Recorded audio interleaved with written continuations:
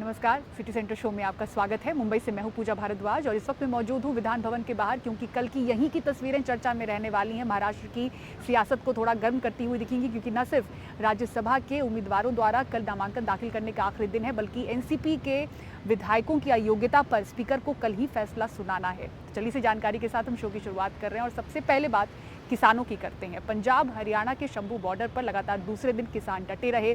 पहले दिन की समस्याओं का हल निकालते हुए दिखे। पुलिस की बैरिकेड को हालांकि बॉर्डर पर वो तोड़ते हुए आज नजर नहीं आए। किसान एक बार फिर से सरकार से बातचीत करना चाहते हैं। देखिए रिपोर्ट।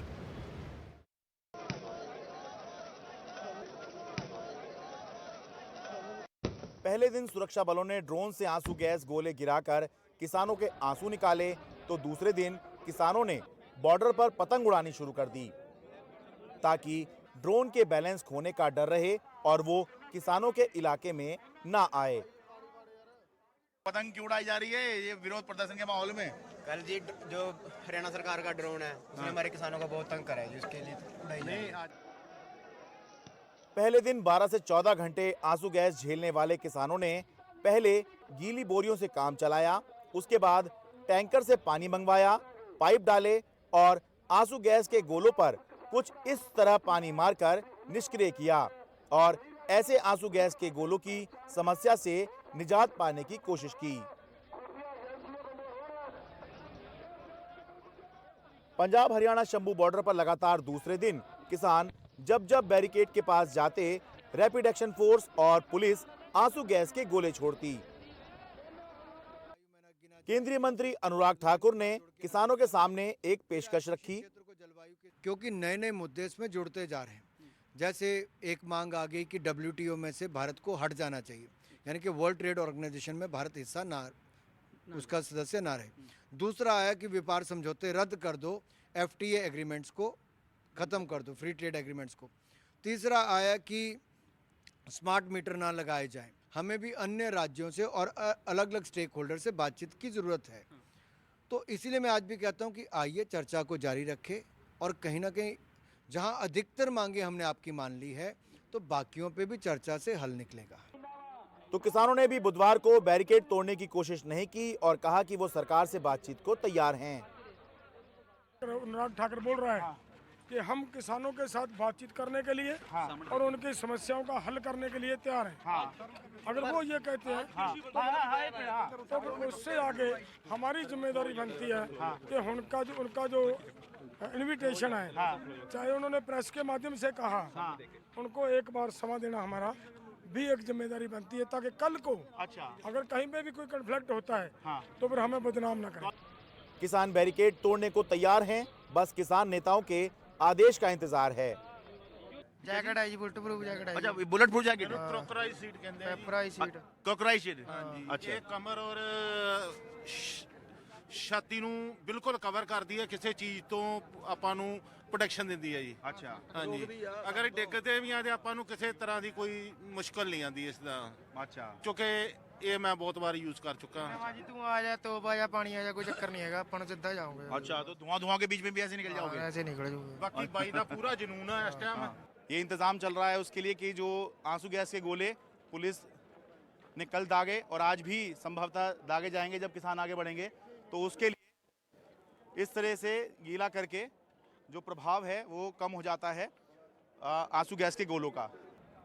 अब सारा दारोमदार केंद्र सरकार किसानों की बातचीत पर होगा।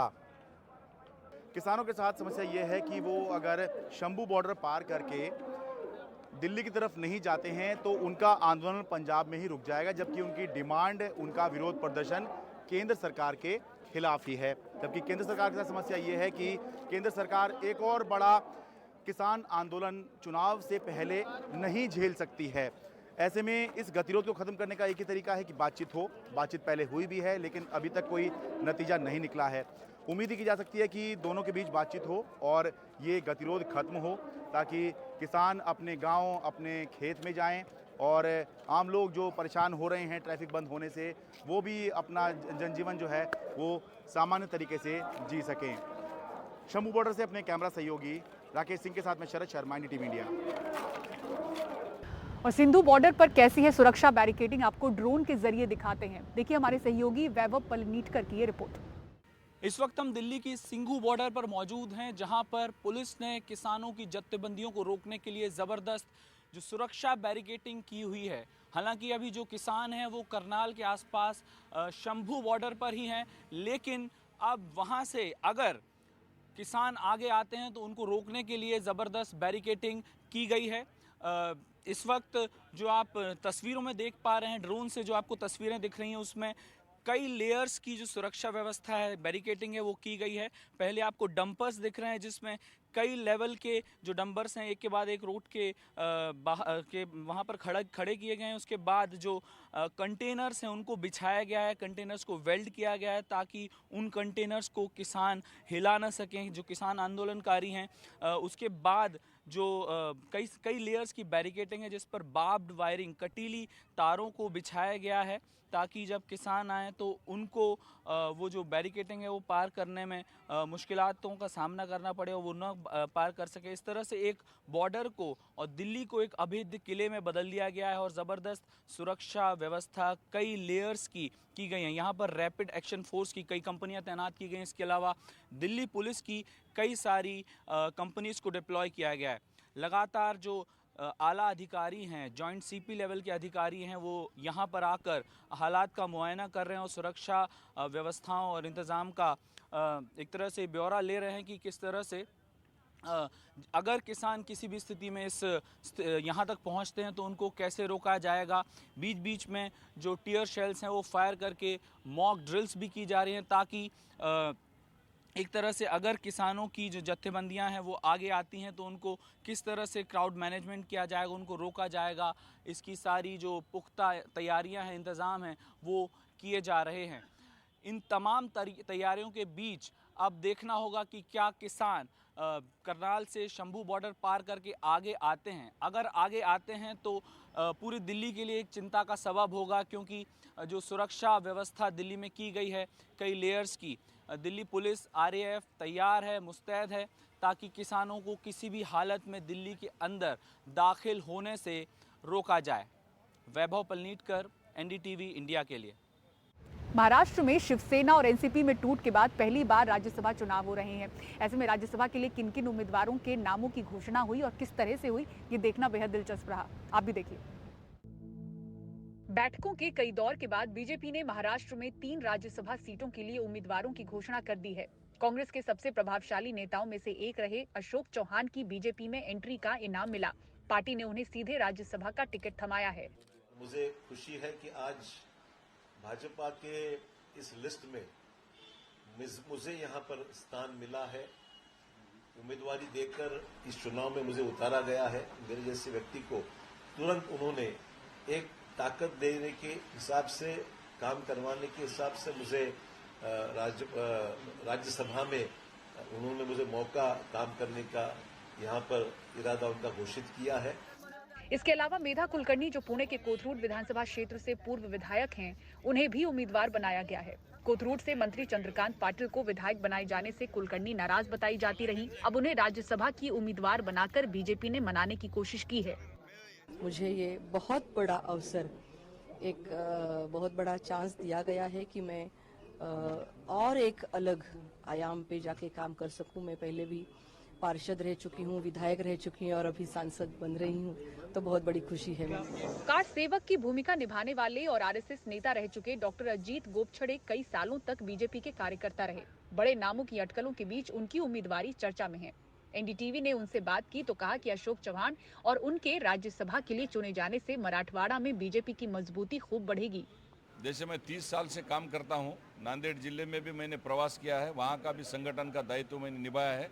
अभी अशोक चौहान जी आने से हमारा और प्लस हो गया है और उनकी ताकत और हमारी ताकत मिलकर, यहाँ के खासदार प्रताप पाटिल चिखलीकर भी है, तो हम सब मिलकर हाथ में हाथ मिलाकर सिर्फ नांदेड़ ही नहीं तो पूरे महाराष्ट्र के सारे लोकसभा में हम भारतीय जनता पार्टी के सारे उम्मीदवार चुन के लाने की कसम खाते हैं। कांग्रेस से इस्तीफा देकर शिंदे गुट शिवसेना में शामिल हुए मिलिंद देवड़ा को राज्यसभा उम्मीदवार बनाने का फैसला किया गया है।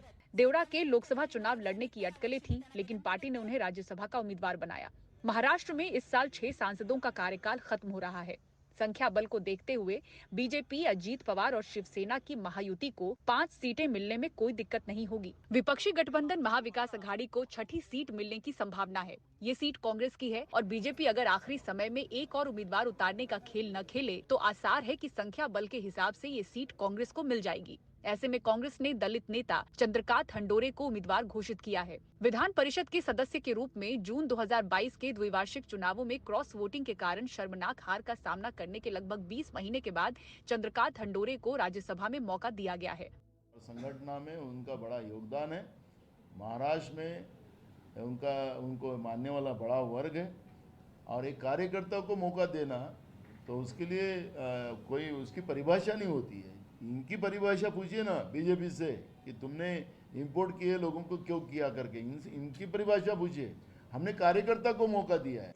राज्यसभा की 56 सीटों के लिए 27 फरवरी को चुनाव होना है और नामांकन दाखिल करने की अंतिम तिथि 15 फरवरी है। मुंबई से सुनील सिंह और कैमरामैन संदेश के साथ पूजा भारद्वाज, एनडीटीवी इंडिया।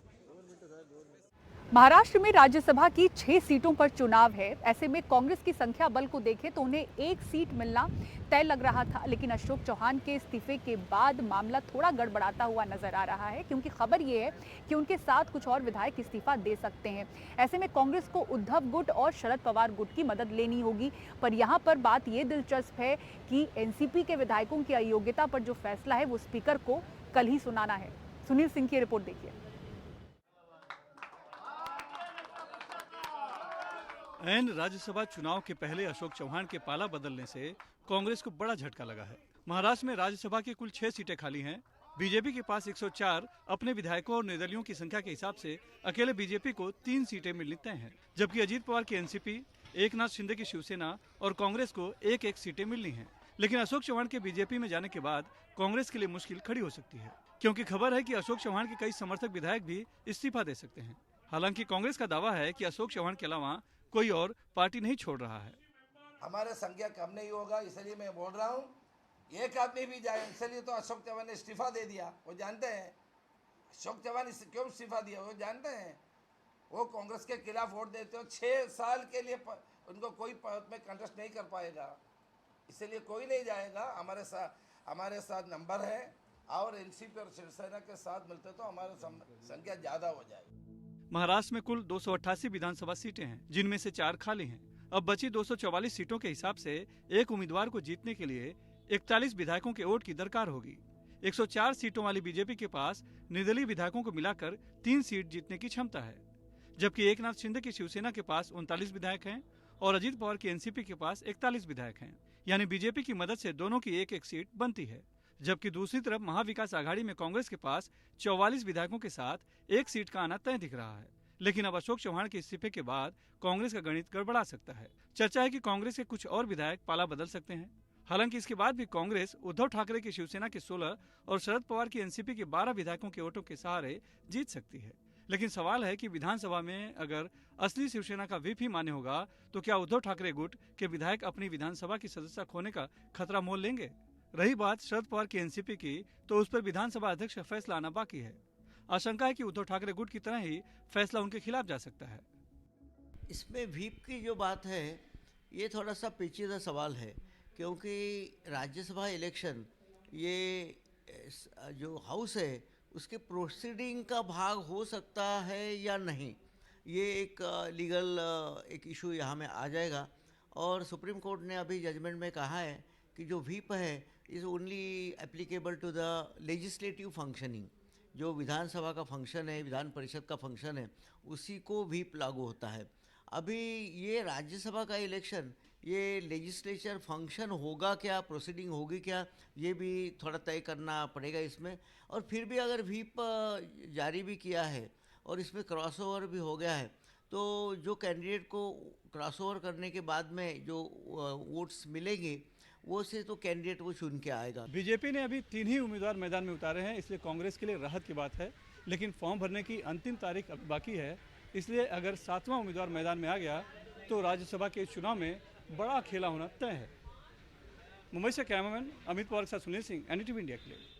सीबीएसई की परीक्षाएं कल से शुरू हो रही हैं। ऐसे में चल रहे प्रदर्शन को देखते हुए छात्रों के लिए क्या अहम सलाह देते हुए ट्वीट किया है, बताएंगे आपको छोटे से ब्रेक के बाद। आप देखते रहिए सिटी सेंटर शो।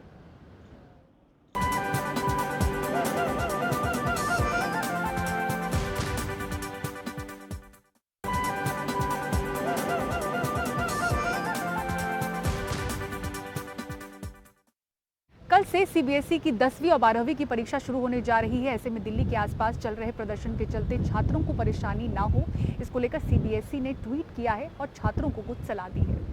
सीबीएसई की 10वीं और 12वीं की परीक्षाएं 15 फरवरी से शुरू हो रही हैं और सीबीएसई ने छात्रों को कुछ महत्वपूर्ण सलाह दी है। कल सुबह 10:30 बजे से परीक्षा शुरू होगी। सीबीएसई ने छात्रों को सुबह 10 बजे या उससे पहले पहुंचने की सलाह दी है। साथ ही मेट्रो इस्तेमाल करने के लिए कहा है। दिल्ली के आसपास चल रहे प्रदर्शन के चलते सीबीएसई ने छात्रों को सहूलियत के लिए ये सलाह दी है। और सिटी सेंटर शो में फिलहाल इतना ही। मुंबई में विधान भवन से पूरी टीम को दीजिए इजाजत। खबरों के लिए देखते रहें NDTV इंडिया। नमस्कार।